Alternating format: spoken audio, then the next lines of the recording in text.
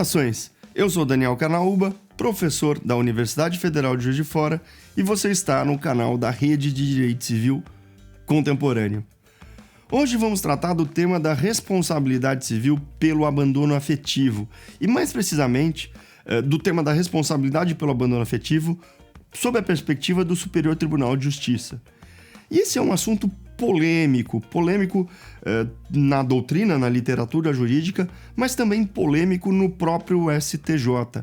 A despeito do STJ já ter se manifestado uma dezena de vezes sobre a questão do abandono afetivo, apesar de termos aí vários julgados do STJ sobre esse assunto, é possível afirmar que não há ainda um entendimento muito claro desse tribunal sobre a questão.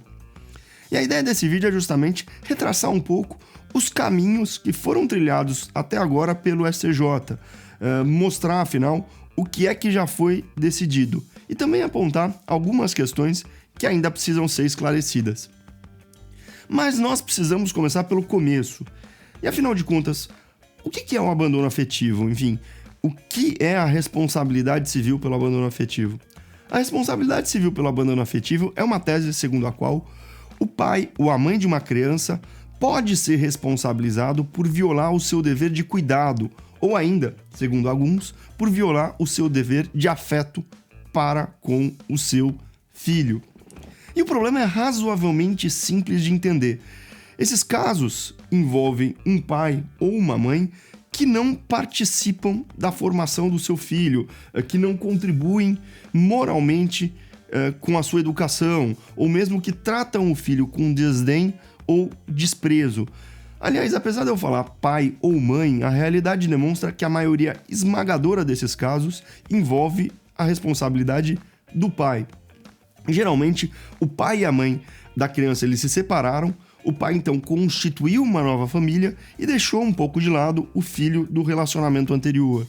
Muitos julgados, aliás, ressaltam a existência até de uma discriminação entre os filhos. O pai estaria tratando de forma desigual os filhos do relacionamento atual e os filhos do seu relacionamento anterior. Pois bem, segundo os defensores da responsabilidade civil pelo abandono afetivo, esse pai ou essa mãe poderiam ser condenados a reparar os danos morais causados ao filho abandonado. E aqui é um dado importante: os casos de abandono afetivo não têm nenhuma relação com descumprimento de deveres parentais de ordem patrimonial. Nos casos de abandono afetivo, o pai pode estar provendo condições materiais adequadas para o seu filho. Ele pode estar pagando perfeitamente a pensão alimentícia em dia. O problema é que ele estaria violando um outro tipo de dever, o dever moral enquanto pai. No STJ, quem primeiro apreciou a questão da responsabilidade civil pelo abandono afetivo foi a quarta turma, em dois julgados, um de 2005 e outro de 2009, julgados aí que adotaram fundamentalmente os mesmos argumentos. Nesses dois precedentes, a quarta turma negou que o abandono afetivo pudesse ensejar a responsabilização do pai. E por uma série de razões. Em primeiro lugar, a quarta turma afirmou que já existiria uma sanção aplicável ao pai que desrespeita o seu dever de guarda e o seu dever de educação. Essa sanção seria a perda do poder familiar, que está aí prevista no artigo 1638, inciso 2º do Código Civil. A quarta turma disse ainda que a condenação poderia enterrar de vez as possibilidades de conciliação entre esse pai e esse filho. Mas o argumento mais importante foi apresentado ao final dessas decisões. A quarta turma afirmou que não há como o judiciário obrigar um pai a amar seu filho e que, por isso, a indenização não traria qualquer consequência positiva para esse litígio. Vejam, durante muito tempo, esses dois acórdãos foram os únicos paradigmas do STJ sobre o tema do abandono afetivo. Até que, em 2012, a questão chegou à terceira turma do tribunal. E essa formação adotou um entendimento diametralmente oposto ao da quarta turma e concedeu a reparação pelo abandono afetivo. O principal ponto ressaltado pela terceira turma é que não se tratava de um problema de descumprimento de um suposto dever de afeto, como havia declarado a quarta turma, mas sim do descumprimento por parte do pai de um dever legal de cuidado. De acordo com a terceira turma, o dever de cuidado seria inerente às relações parentais. O pai e a mãe teriam o dever de contribuir para o desenvolvimento da personalidade dos seus filhos menores, de ampará-los moralmente, enfim, de auxiliar com o seu crescimento e com a sua educação. E o pai que descumpre esse seu dever legal de cuidado e causa um dano moral ao filho, esse pai estaria obrigado a reparar esse dano. Afinal, aí, no entender da terceira turma, estariam presentes todos os requisitos da responsabilidade civil: a culpa, o nexo e o dano. Não haveria, então, fundamento para se excluir o dever de reparação só porque esse dano ocorreu em meio a uma relação familiar. Ficou claro, portanto, a partir desses precedentes, que havia um impasse entre as duas turmas de direito privado do STJ.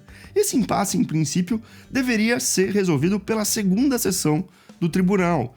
E o tema, de fato, chegou a ser levado para a segunda sessão em 2014 por meio de embargos de divergência interpostos na decisão da terceira turma. Mas a segunda sessão entendeu que havia diferenças fáticas entre os julgados paradigmas, o que não autorizava o conhecimento dos embargos. Bom, tendo em vista que não houve uniformização do entendimento, cada uma dessas duas turmas acabou seguindo o seu próprio rumo. E nós vamos justamente traçar aí os caminhos adotados por cada uma dessas turmas, começando pela quarta. A quarta turma manteve o seu entendimento de que não há responsabilidade civil pelo abandono afetivo. E, de certa forma, ela rebateu a tese da terceira turma, afirmando que o dever de cuidado que está previsto na legislação brasileira abrangeria tão somente o dever de sustento, o dever de guarda e o dever de educação dos filhos. Ou seja, para a quarta turma, o afeto não faria parte do dever de cuidado. Esse dever se esgotaria nas prestações materiais. O que houve aqui, portanto, foi um curioso debate entre essas duas turmas. Nos julgados de 2005 e de 2009, a quarta turma primeiro afirmou que o pai não teria obrigação de dar afeto ao filho. Em 2012, a terceira turma respondeu que não se tratava do dever de afeto, mas sim de um dever de cuidado. E a quarta turma, então, retrucou que o dever de cuidado abrange tão somente as prestações materiais e não as prestações afetivas. Essa oposição da quarta turma à tese do abandono afetivo foi especialmente enfatizada em um precedente de 2017.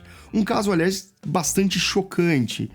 Na verdade, ele envolvia um pai, que era um sujeito que tinha boas condições financeiras, era um grande fazendeiro, dono de mais de um imóvel, inclusive numa casa aí, num bairro nobre do Rio de Janeiro, e que, nada obstante, permitia que o seu filho, fruto aí de um relacionamento anterior, vivesse em uma situação de mais absoluta miséria. O filho morava num barraco, onde não tinha nem cama para dormir, mal tinha o que comer, e esse pai só pagava a pensão quando era ameaçado de prisão. A quarta turma condenou o pai a reparar os danos morais sofridos pelo filho, até porque havia provas aí de que a penúria a qual essa criança havia sido submetida havia provocado danos psicológicos a ela.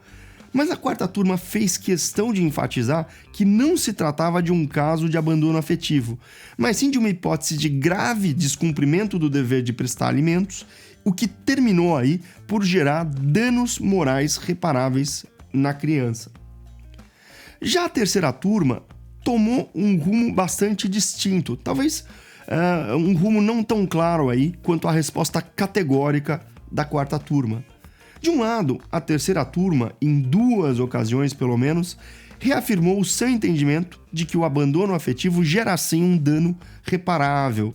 Isso ficou especialmente claro num julgado recente, de 2021, em que essa turma praticamente repetiu os argumentos do precedente de 2012. Um julgado também bastante interessante, porque nele havia um laudo médico atestando que a criança havia sofrido danos psicológicos em razão do desprezo do seu pai. Por outro lado, em outros julgados, a terceira turma concedeu uma interpretação restritiva à responsabilidade civil pelo abandono afetivo.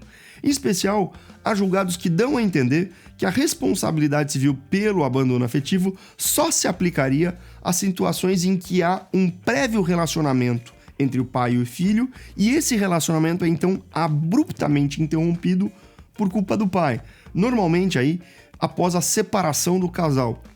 Ainda que esses julgados não sejam muito categóricos quanto a essa questão, esse parece ter sido o entendimento adotado em 2 precedentes, de 2015 e de 2016, em que a terceira turma negou o pedido reparatório do filho, afirmando que o pai e a criança nunca tiveram uma relação próxima e que, por isso, não haveria aí um rompimento de uma relação de convívio apto a justificar a responsabilização do pai.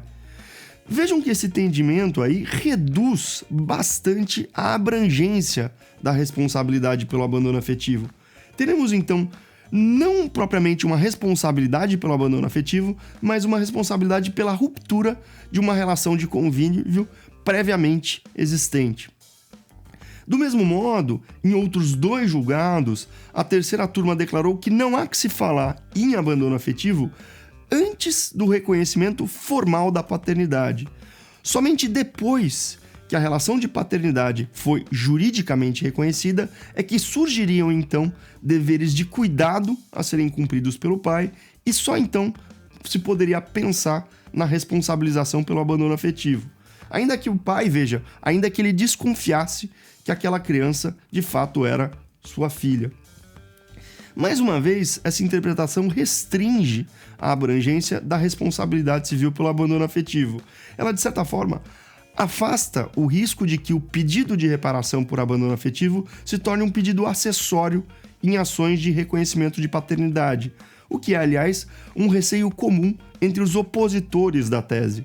Há um certo temor que, uma vez que a responsabilidade civil pelo abandono afetivo seja assimilada pelos tribunais, toda ação de reconhecimento de paternidade seja combinada com um pedido de reparação pelo abandono afetivo. Esse entendimento da terceira turma afasta esse receio. Em resumo, qual é hoje o panorama do abandono afetivo no STJ? De um lado, nós temos uma turma que rejeita categoricamente essa tese. E de outro, nós temos outra turma que admite, em princípio, a reparação pelo abandono afetivo, mas que busca estabelecer balizas para restringir a aplicação dessa hipótese de responsabilidade. Vejam, é de se esperar que num futuro não muito distante a questão venha a ser pacificada pelo STJ. Vai lembrar aí que esse é um tribunal cuja principal missão é justamente uniformizar a interpretação da legislação federal em todo o país. Pois bem, terminamos aqui o vídeo e vale deixar o lembrete de sempre. Subscreva o nosso canal e não se esqueça de deixar o seu like. Até a próxima!